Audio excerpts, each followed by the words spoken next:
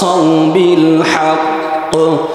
কেবলমাত্র আল্লাহ পাক বলতেছেন এই ক্ষতি অর্থাৎ জাহান্নামের পথ থেকে, পথভ্রষ্টতার থেকে কেবলমাত্র ওই শ্রেণীর মানুষগুলো বাঁচতে পারবে যেই মানুষগুলো তার জীবনের মধ্যে চারটা জিনিস, চারটা সিফত, চারটা আখলাক, চারটা বৈশিষ্ট্য নিয়ে আসতে পারবে।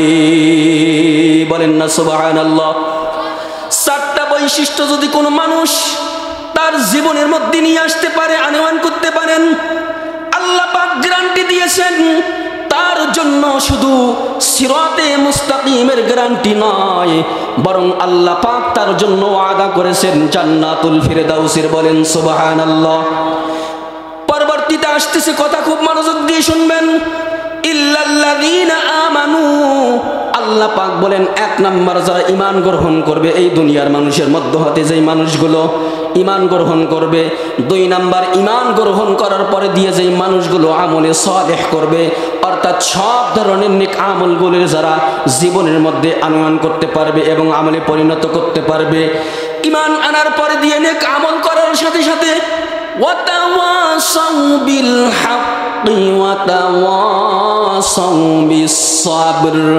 আল্লাহ পাক বলেন শুধু ঈমান আনার পরে দিয়ে নেক আমল করলে চলবে না, বরং সত্যকে সত্য বলে প্রমাণিত করতে হবে, হককে হক ভাবে জানতে হবে, বুঝতে হবে, এবং মিথ্যাকে মিথ্যা বলে জানতে হবে, বুঝতে হবে। অর্থাৎ নিজেও হকের উপরে চলতে হবে, অপরকেও হকের উপরে চলানোর চেষ্টা করতে হবে। ওয়াতাওয়াসাউ বিস সাবর, এবং নিজেও সব সময় ধৈর্য ধারণ নামক গুণের উপরে অধিষ্ঠিত প্রতিষ্ঠিত থাকতে হবে। অন্যদেরকেও ধৈর্য ধারণ নামক গুণের উপরে ওয়াজ নসিহত করে ধৈর্য ধারণ করে থাকার উপরে অভ্যস্ত করাইতে হবে। বলেন সুবহানাল্লাহ।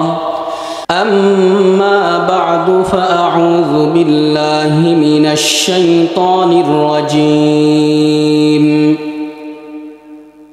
বিসমিল্লাহির রহমানির রহিম।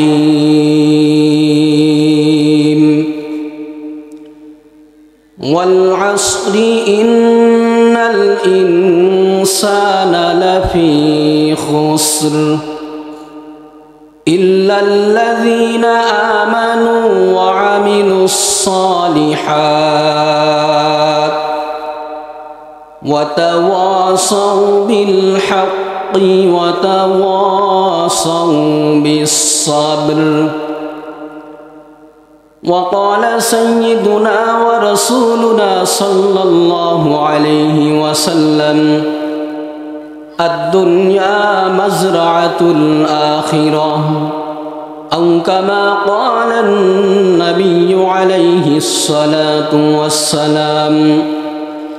صدق الله مولانا العظيم، وصدق رسوله النبي الأمي الكريم، ونحن على ذلك لمن الشاهدين والشاكرين والذاكرين، والحمد لله رب العالمين. وقال الله تبارك وتعالى في شان حبيبه ومحبوبه ومعشوقه: إن الله وملائكته يصلون على النبي يا أيها الذين آمنوا صلوا عليه وسلموا تسليما. اللهم صل على سيدنا مولانا محمد وعلى آله وأصحابه وبارك وسلم. يا ربي صل وسلم دائما أبدا على حبيبك خير الخلق كلهم. بلغ العلا بكماله، كشف الدجى بجماله، حسنت جميع خصاله. صلوا عليه وآله محبت زر آواز. بلغ العلا بكماله، كشف الدجى بجماله حسنت جميع خصاله صلوا عليه وآله দুনিয়ার সব ধরনের ঝামেলা থেকে মুক্ত করে দ্বীনের নিসবতে ঈমানের নিসবতে আল্লাহ এবং রাসূলের মুহাব্বতে সাম্প্রতিক কালের শ্রেষ্ঠ মানব ওলামায়ে কেরামের সান্নিধ্যে সর্বকালের সর্বযুগের শ্রেষ্ঠ গ্রন্থ মহাগ্রন্থ ঐশী গ্রন্থ কুরআনুল কারীমের এই তাফসীর মাহফিলে তথা রহমতি বরকতি জান্নাতি এই সাইমিয়ানার নিচে কিছু সময়ের জন্য আসবার এবং বসবার দ্বীনের কিছু কথা বলবার এবং শুনবার তৌফিক ইনায়েত করলেন, দান করলেন, সুযোগ করে দিলেন। সেজন্য সেই মহিয়ান গরিয়ান মহান মনিব আল্লাহ পাকের দরবারে শুকরিয়া আদায়ান্তে শুকুর গুজারার্থে জবান খুলে ভক্তি সহকারে আবেগের সহিত দিল থেকে সমউচ্চ স্বরে আদব জড়িত কণ্ঠে বলি আলহামদুলিল্লাহ। আপনাদের মন খারাপ নাকি? না আমার সাথে আপনাদের কোনো বুঝাপড়া আছে? রাগ করে আছেন? সম্মানিত সুধী, আল্লাহ পাকের শানে যখনই কোনো কথা কোনো শব্দ বলতে বলা হবে, শারীরিক যত শক্তি আছে ইমানি শক্তি আছে সবগুলোকে একত্রিত করে আল্লাহ পাকের শুকরিয়া আদায় করে আল্লাহ পাককে রাজি সন্তুষ্টি করার লক্ষ্যে জোরে সরে আরো একবার বলি আলহামদুলিল্লাহ। সম্মানিত সুধী, অত্যন্ত সংক্ষিপ্ত সময় নিয়ে আমি আলোচনায় উঠেছি। আমি আপনাদের সামনে কোরআনুল কারীমের প্রসিদ্ধ একটি সূরা 114খানা সূরার মধ্য থেকে একটি প্রসিদ্ধ একটা সূরা তেলাওয়াত করেছি, সূরাতুল আসর, যেটা হয়তো আমাদের অনেকেরই মুখস্থ আছে। সূরাতুল আসর আপনাদের সামনে তেলাওয়াত করেছি। নবী পাকের অসংখ্য অগণিত আহাদিসা মুবারকার মধ্য থেকে একটা ছোট্ট হাদিস আপনাদের সামনে পাঠ করেছি। যদি আল্লাহ পাক আমাকে তৌফিক ইনায়েত করেন, তার দয়া যদি আমার শামিলে হাল হয়, তেলাওয়াতকৃত আয়াত ও পঠিত হাদিসকে সামনে নিয়ে একটি গুরুত্বপূর্ণ বিষয়কে কেন্দ্র করে কিছু তত্ত্ববহুল গুরুত্বপূর্ণ ইখলাসপূর্ণ আলোচনা করার চেষ্টা করব। আপনারা সকলে দোয়া করেন যেন আল্লাহ পাক আমাকে উক্ত আয়াত, উক্ত সূরা এবং হাদিসের উপরে একটা বিষয়কে কেন্দ্র করে কিছু গুরুত্বপূর্ণ তত্ত্ববহুল ইখলাসপূর্ণ আলোচনা করা তৌফিক দান করে। সকলে বলি আল্লাহুম্মা আমিন। সম্মানিত সুধী, সূরাতুল আসরের আগে আমরা সংক্ষিপ্ত আকারে সরল বাংলা অনুবাদটা আমরা শুনি নেই। আল্লাহ পাক সূরাতুল আসরের মাধ্যমে আমাদেরকে কি নিউজ, কি সংবাদ আমাদেরকে দিয়েছেন।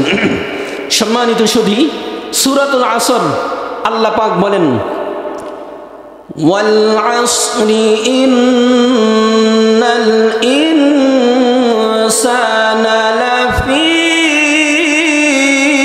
খুসর إلا الذين آمنوا وعملوا الصالحات وتواصوا بالحق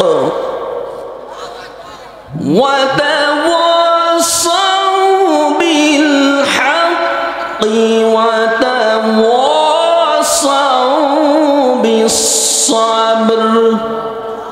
আল্লাহ পাক সূরাতুল আসরের মধ্যে একটি নির্দিষ্ট সময়কে কসম করে আল্লাহ পাক খুব গুরুত্বপূর্ণ এবং ভয়াবহ একটা নিউজ আল্লাহ পাক দিচ্ছেন। আল্লাহ পাক বলতেছেন, ওয়াল আসর, আসরের কসম, ইন্নাল ইনসানা লাফি খুসর, নিশ্চয় প্রত্যেকটা মানুষই ক্ষতিগ্রস্ত, জাহান্নামী। কিন্তু আল্লাহ পাক এই কথাটা কসম করে বললেন কেন? আচ্ছা, আপনাদেরকে আমি একটা এক্সাম্পল উদাহরণ দেই। আপনাদের এই পার্বতীপুর উপজেলা চেয়ারম্যান অথবা আপনাদের এই আসনের যিনি এমপি মন্ত্রী, উনি যদি একটা কথা বলে, এই কথাটারে আপনারা বিশ্বাস করবেন কি করবেন না? যে কোনো বিষয়ে বলো, অবশ্যই আপনার কি হবে? বিশ্বাস হবে। আরও যদি এই কথাটারে বাংলাদেশ গভর্নর প্রধানমন্ত্রী বলে, আরও বিশ্বাস হবে। আরও যদি এই কথাটারে বিশ্বের সবথেকে শক্তিশালী দেশ আমেরিকার প্রেসিডেন্ট ডোনাল্ড ট্রাম্প বলে, কথাটার প্রতি আরো গুরুত্ব বেড়ে যাবে। কথা বলেন ঠিক কিনা? কিন্তু আমার প্রশ্ন, আল্লাহ পাক যিনি হলেন আহকামুল হাকিমিন, যিনি হলেন সব বিচারকের প্রধান বিচারক, যিনি হলেন গোটা বিশ্বের সৃষ্টিকর্তা, পালনকর্তা, রিজিকদাতা, যিনি হলেন সমস্ত মাখলুকাতের হায়াতদাতা মউতদাতা, তেনার কসম করে বলার অর্থটা কি? আমার আপনার গ্রামের অনেক মানুষ আছে, যে কোনো কথা বলতে গিয়ে অনেক সময় আমরা বলে ফেলি তোমার অমুকের কসম তমুকের কসম, যদিও সেটা জায়েজ না, কিন্তু যদি বলি আমরা আল্লাহর কসম করে বলতেছি আমি এটা করি নাই, ঠিক আছে, এই কথাটা বলা জায়েজ, সহি এবং শুদ্ধ। কিন্তু যখনই কোনো মানুষ আল্লাহর নাম নিয়ে কসম করে কোনো কিছু বলে, এই কথাটারে 100 আমরা বিশ্বাস করি, কথা বলেন ঠিক কিনা? কিন্তু আমার প্রশ্ন, আল্লাহ পাক কসম করে কেন বলতেছেন? আল্লাহ পাক তো এমনিতেই বললেই আমরা মানব জাতি বিশ্বাস করতে বাধ্য, কথা বলেন ঠিক কিনা? মুহতারাম হাজিরিন, আসলে সংক্ষিপ্ত সময়ের ভিতরে তাফসিরের দিকে আমি যাইতে পারবো না। আর তাফসিরের একটা উসুল, একটা নিয়ম হলো তাফসির শুরু করলে শেষ করাটা ওয়াজিব হয়ে যায়। এজন্য আমি এই সূরাতুল আসরের তাফসিরের দিকে যাব না, শুধু সরল বাংলা অনুবাদটা করে আপনাদেরকে এই অর্থ থেকে কিছু কথা আমি আপনাদেরকে বোঝানোর চেষ্টা করব। আল্লাহ পাক কসম করে কেন বললেন, শুধু এই কথাটাই একটু ব্যাখ্যা করে তাফসিরে জালালাইনের লেখক আল্লামা জালালউদ্দিন সুয়ুতী রহমাতুল্লাহি আলাইহি সহ তাফসিরে মাআরিফুল কোরআনের মধ্যে বিশিষ্ট কয়েকজন তাফসিরকারক এই কথাটাই উল্লেখ করেছেন। আল্লাহ পাক কসম ছাড়া বললে এই কথাটা যেরকম তত্ত্ববহুল গুরুত্বপূর্ণ হতো, এর থেকে আল্লাহ পাক কসম করে এদিকে ইঙ্গিত করেছেন বিশ্বের সব মানুষ তোমরা ক্ষতিগ্রস্ত, যতক্ষণ পর্যন্ত আল্লাহ পাকের নির্দেশিত এই সূরার পরবর্তী 4 বিধান তোমার জীবনের মধ্যে ফিট করতে পারবে না, অতক্ষণ পর্যন্ত তুমি, আল্লাহ পাক কসম করে বলতেছেন, তুমি ক্ষতিগ্রস্ত, তুমি জাহান্নামী, তুমি পথভ্রষ্ট, তুমি আল্লাহ পাকের সিরাতে মুস্তাকিমের পথ থেকে সরে গিয়েছো। বলেন নাউজুবিল্লাহ। মুসলমান বন্ধুরা আমার, ভূমিকা স্বরূপ ভূমিকা নিয়ে লং টাইম আর আপনাদেরকে কথা বলার মতো আমার হাতে সুযোগ নাই, এজন্য ভূমিকা নিয়ে আর কোনো কথা বলতে আমি চাচ্ছি না। আমি আমার তেলাওয়াতকৃত সূরার আলোচনার ভিতরে আমি পদার্পণ করার জন্য মনস্থ করেছি, যেহেতু অত্যন্ত সংক্ষিপ্ত সময়, এজন্য আমি আপনাদেরকে সরল বাংলা অনুবাদ করে সূরার বাংলা অনুবাদটা করে শোনাচ্ছি। খুব মনোযোগ দিয়ে কথাগুলো শ্রবণ করবেন। আল্লাহ পাক এজন্যই বলতেছেন ইন্নাল ইনসানা লাফি খুসর, প্রত্যেকটা মানুষই অবশ্যই ক্ষতিগ্রস্ত, জাহান্নামী। কিন্তু আল্লাহ পাক ডিভাইড পার্থক্য করে আল্লাহ পাক বলতেছেন ইল্লাল্লাযীনা আমানু ওয়া আমিলুস সালিহাতি ওয়া তাওয়াসাউ বিল হক। কেবলমাত্র আল্লাহ পাক বলতেছেন এই ক্ষতি অর্থাৎ জাহান্নামের পথ থেকে, পথভ্রষ্টতার থেকে কেবলমাত্র ওই শ্রেণীর মানুষগুলো বাঁচতে পারবে যেই মানুষগুলো তার জীবনের মধ্যে 4টা জিনিস, 4টা সিফত, 4টা আখলাক, 4টা বৈশিষ্ট্য নিয়ে আসতে পারবে। বলেন না সুবহানাল্লাহ। 4টা বৈশিষ্ট্য যদি কোনো মানুষ তার জীবনের মধ্যে নিয়ে আসতে পারে, আনয়ন করতে পারেন, আল্লাহ পাক গ্যারান্টি দিয়েছেন তার জন্য শুধু সিরাতে মুস্তাকিমের গ্যারান্টি নয়, বরং আল্লাহ পাক তার জন্য ওয়াদা করেছেন জান্নাতুল ফিরদাউসের। বলেন সুবহানাল্লাহ। পরবর্তীতে আসতেছে কথা, খুব মনোযোগ দিয়ে শুনবেন। ইল্লাল্লাযীনা আমানু, আল্লাহ পাক বলেন 1 নাম্বার যারা ঈমান গ্রহণ করবে এই দুনিয়ার মানুষের মধ্য হতে, যেই মানুষগুলো ঈমান গ্রহণ করবে। 2 নাম্বার, ঈমান গ্রহণ করার পরে দিয়ে যেই মানুষগুলো আমলে সালেহ করবে, অর্থাৎ সব ধরনের নেক আমলগুলোর যারা জীবনের মধ্যে আনয়ন করতে পারবে এবং আমলে পরিণত করতে পারবে। ঈমান আনার পরে দিয়ে নেক আমল করার সাথে সাথে ওয়াতাওয়াসাউ বিল হাক্কি ওয়াতাওয়াসাউ বিস সাবর। আল্লাহ পাক বলেন শুধু ঈমান আনার পরে দিয়ে নেক আমল করলে চলবে না, বরং সত্যকে সত্য বলে প্রমাণিত করতে হবে, হককে হক ভাবে জানতে হবে, বুঝতে হবে, এবং মিথ্যাকে মিথ্যা বলে জানতে হবে, বুঝতে হবে। অর্থাৎ নিজেও হকের উপরে চলতে হবে, অপরকেও হকের উপরে চলানোর চেষ্টা করতে হবে। ওয়াতাওয়াসাউ বিস সাবর, এবং নিজেও সব সময় ধৈর্য ধারণ নামক গুণের উপরে অধিষ্ঠিত প্রতিষ্ঠিত থাকতে হবে। অন্যদেরকেও ধৈর্য ধারণ নামক গুণের উপরে ওয়াজ নসিহত করে ধৈর্য ধারণ করে থাকার উপরে অভ্যস্ত করাইতে হবে। বলেন সুবহানাল্লাহ। মুসলমান বন্ধুরা আমার, এই হলো সূরাতুল আসরের সংক্ষিপ্ত বাংলা অনুবাদ। আল্লাহ পাক এখানে ওয়াল আসরি ওয়াই কসমিয়া কসম করে, আসরের মুহূর্তের আসরের সময়ের কসম করে আল্লাহ পাক কেন এই কথাগুলোর দিকে ইঙ্গিত করলেন রে মুসলমান? আল্লাহ পাক আসরের মুহূর্তের আসরের নামাজের সময়ের কসম এজন্যই খেয়েছেন, কারণ তাফসীর কারকরা বলেন আল্লাহ পাক দিনের দুইটা টাইমে আল্লাহ পাকের পক্ষ থেকে প্রেরিত ৭৪,০০০ ফেরেশতার একটা জামাতকে আল্লাহ পাক দিন রাত ২৪ ঘন্টার মধ্যে আল্লাহ পাক এই জামাতটাকে আল্লাহ পাক আদান প্রদান করেন দুনিয়ার জমিনের মধ্যে। বলেন সুবহানাল্লাহ। ৭৪,০০০ ফেরেশতার একটা জামাতকে আল্লাহ পাক এই জমিনের মধ্যে প্রেরণ করেন। তাদেরকে আল্লাহ পাক দায়িত্ব দেন এই জমিনের উপরে যেই মানুষগুলো আল্লাহ পাকের শুকরিয়া আদায় করতেছেন, নামাজ আদায় করতেছেন, রোজা পালন করতেছে, যেই মানুষগুলো ইবাদত বন্দেগী করতেছে, এগুলোর এরকম ভাবে ভিডিও করে রাখার জন্য, এই মানুষগুলোর এই আমলগুলোর হেফাজত করে রাখার জন্য আল্লাহ পাক ৭৪,০০০ একটা ফেরেশতার জামাতকে আল্লাহ পাক নাজিল করেন। বলেন সুবহানাল্লাহ। এই যে একটা দল আল্লাহ পাক প্রেরণ করেন, নাজিল করেন, এই দল ২৪ ঘন্টায় আল্লাহ পাক রাখেন না, বরং একটা দলকে প্রেরণ করার পরে দিয়ে আল্লাহ পাক তাদেরকে আবার ওখান থেকে আসমানের মধ্যে নিয়ে যান, আর একটা ৭৪,০০০ ফেরেশতার জামাত এরকম আল্লাহ পাক প্রেরণ করেন। এই যে পরিবর্তনটা ঘটে, এই পরিবর্তন হওয়ার সময়টা মুফাসসিরিন ইকরাম বলেন এই ৫ ওয়াক্ত নামাজের মধ্যে হতে আসরের নামাজের সময় এই ৭৪,০০০ ফেরেশতার এই দলটাকে আল্লাহ পাক পরিবর্তন ঘটায়। বলেন সুবহানাল্লাহ।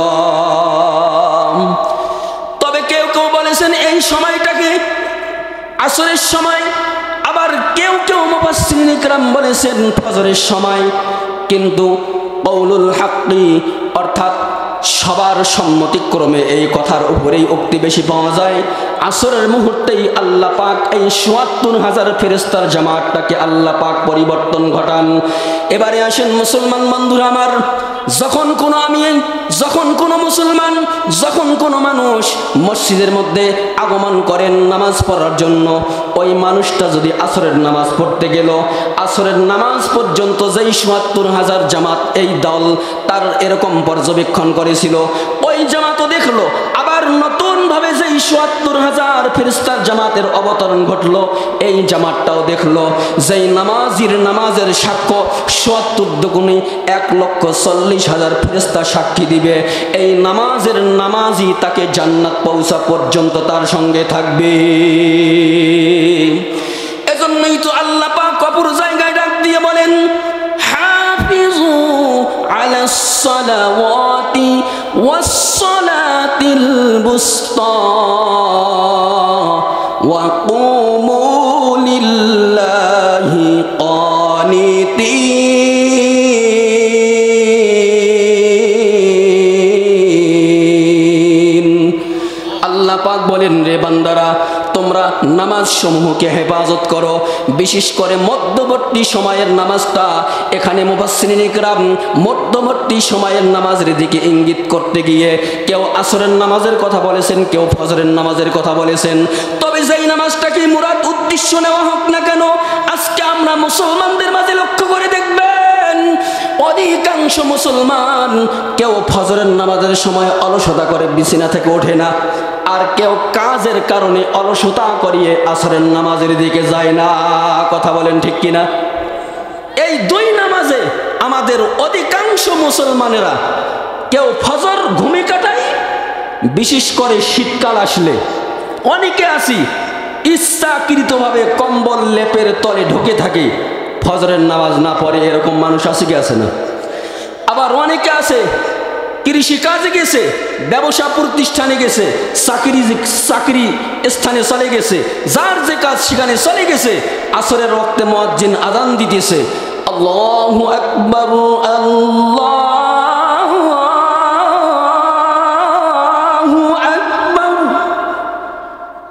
মুয়াজ্জিন যখন আযান শুরু করে দিল, ব্যবসায়ী এবার তার হিসাব নিকাশের খাতা নিয়ে বসে পড়ল। ওই যে বেচারা হাল গরু নিয়ে দোলাই গিয়েছে কৃষক, এবারে গরুরে বলতেছে তাড়াতাড়ি চালা, বেলা ডুবার টাইম এসে গেছে, আসরের রক্ত চলে এসেছে, কিন্তু সে মুসাল্লির ডাকে, মুয়াজ্জিনের ডাকে সাড়া দেওয়ার জন্য আর এ কথা বলে না, গরু থাম। ব্যবসায়ী আর এই চিন্তা করে না, খাতা রাখলাম মসজিদে যাই, কথা বলেন ঠিক কিনা? মুয়াজ্জিন অথচ ডাক দিতেছে আমাকে আপনাকে, হাইয়া আলাস সালাহ,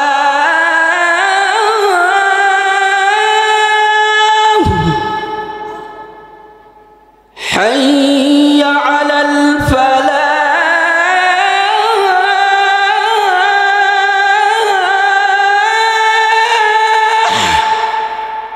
মুয়াজ্জিন কি কোনো খারাপ কাজের দিকে ডাক দিল? মুয়াজ্জিন বলতেছে আসো আসো, নামাজের দিকে আসো, আসো আসো, কামিয়াবির দিকে আসো। কিন্তু আমি আপনি হতভাগা দুর্ভাগা মুসলমান কি করলাম? মুয়াজ্জিনের ডাকে সাড়া না দিয়ে নিজের কর্মরত অবস্থায় থাকলাম। এই জাতীয় মুসাল্লিদের ব্যাপারে আল্লাহ পাক ঘোষণা করেছেন, ফাওয়াইলুল লিল মুসাল্লিনা আল্লাযীনা হুম আন সালাতিহিম সাহুন। বলেন আল্লাহু আকবার। আল্লাহ পাক বলেন এই জাতীয় নামাজিরা সারা জীবন ধরে নামাজ পড়বে, বাট কিয়ামতের ময়দানে যখন উপস্থিত হয়ে যাবে, আমল নামা যখন হাজির করা হবে, দেখা যাবে তাদের নামাজের আমলের খাতার ভিতরে কোনো নামাজের আমল নাই। তখন বান্দা কিন্তু আল্লাহ পাককে দোষারোপ করে আল্লাহ পাকের কাছে জিজ্ঞাসা করবে, আমি তো সারা জীবন নামাজ পড়লাম, কিন্তু তখনই তার ওই কৃতকর্মের জন্য আল্লাহ পাক একটা দুইটা নয়, চারটা সাক্ষীকে আল্লাহ পাক কায়েম করবে এই মিথ্যুক বান্দার জবাব দেওয়ার জন্য। আল্লাহর বান্দা যখন প্রথমত সব সাক্ষীগুলোরে প্রত্যাখ্যান করা শুরু করে দিবে, আল্লাহ পাক সর্বশেষ এই মিথ্যুক বান্দার এই সব ধরনের অপকর্মগুলোকে প্রমাণ করার জন্য আল্লাহ পাক তার সব কিছুকে আল্লাহ পাক ওপেন করে দিবে, কিন্তু মিথ্যা বলার মতো জবানটারে আল্লাহ পাক অফ করে দিবে। এই পরিলক্ষিতে আল্লাহ পাক সূরা ইয়াসিনের মধ্যে বলেন, আল ইয়াউমা নাখতিমু আলা আফওয়াহিহিম ওয়া তুকাল্লিমুনা আইদিহিম ওয়া তাশহাদু আরজুলুহুম বিমা কানু ইয়াকসিবুন।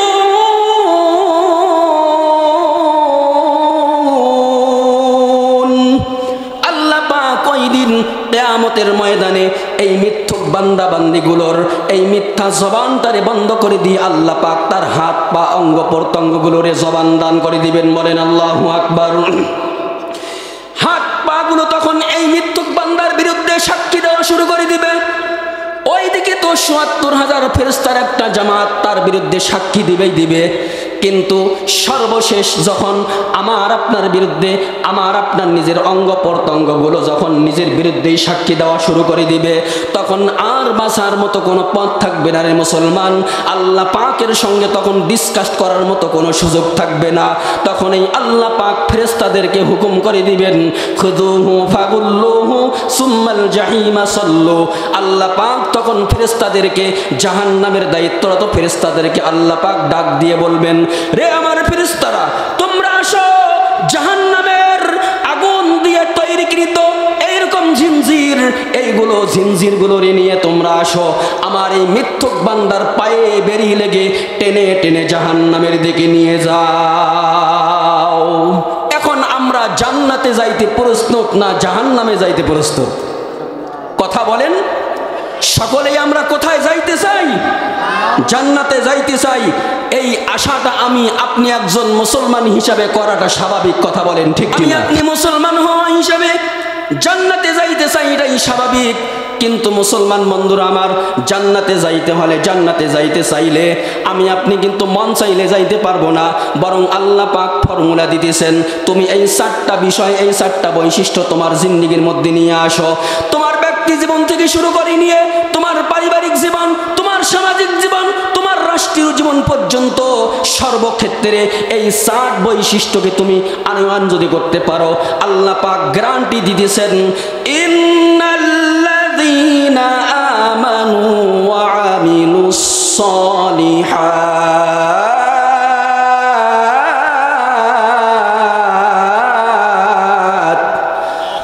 কানাত লাহুম জান্নাতুল